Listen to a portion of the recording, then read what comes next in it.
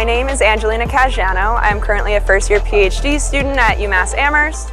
I work under Dr. Michael Nodler, focusing on traffic safety and specifically traffic control devices and their applications for facilitating vulnerable road users. My research focuses on the pedestrian hybrid beacon and the Massachusetts applications of drivers understanding each interval of that. So our preliminary work started with organizing all of the current locations within Massachusetts and how long they've been there, as well as analyzing some of the Mass DOT campaigns and education with that, and doing a lot of survey work to understand if drivers are familiar with this device by name, by image, and those intervals and their prospective actions with those intervals. Pedestrian hybrid beacon is a mid-block crosswalk device that's used to facilitate vulnerable road users across multi-lane and high-speed roadways.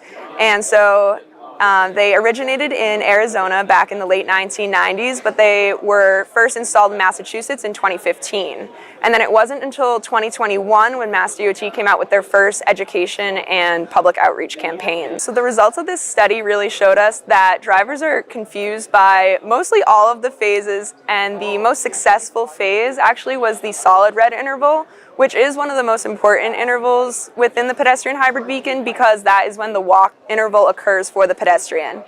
And so some of the other intervals that people are confused by, flashing yellow, solid yellow, and even the dark interval, which drivers have expressed being confused because they're taught that at a dark traffic signal, they are required to stop and treat it like a stop sign. So some educated guesses that we have on just the application and use of this PHBs in Massachusetts is that each phase is going to be very different, and especially at the different types of crossings, such as rail trail crossings versus more high-speed roadway crossings, like interstates and things like that.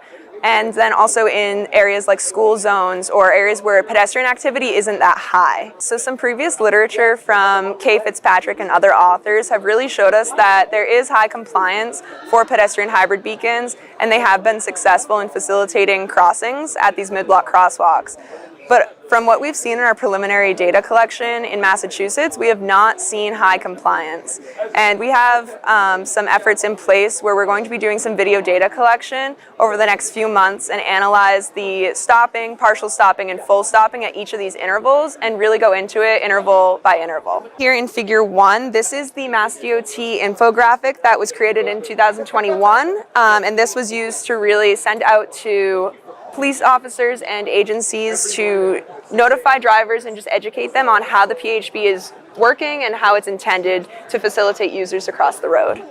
And then in Figure 2, you see our preliminary data efforts of collecting all the known locations of pedestrian hybrid beacons in Massachusetts, and there is really strong involvement in Eastern Mass compared to Western Mass. This is where UMass Amherst is located, out in where the few locations are.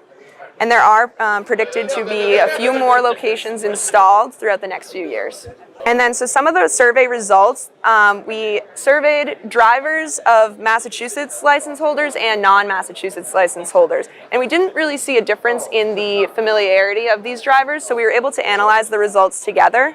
And as you can see, the flashing yellow and solid yellow have the most diversity in those responses, so of correlating action to that phase. So drivers were shown a video clip of that interval, and they were asked what their prospective action would be. And then additionally, the solid red interval performed the best within that survey, and that is really great because that is when the walk interval occurs for that pedestrian. But then additionally, the flashing red interval is of concern because there is that clearance walking interval for the pedestrian, and if drivers aren't stopping and checking if the crosswalk is clear before proceeding, then that could be alarming if there's a secondary user crossing the road. This research was a collaborative effort of the UMass Transportation Center as well as Safer Sim research project that really collaborates vulnerable road users and safety. And also we're really excited because we were just awarded the University Transportation Center grant through USDOT, and we're really excited to be a regional UTC and do even more work on the pedestrian hybrid beacon in the next few years.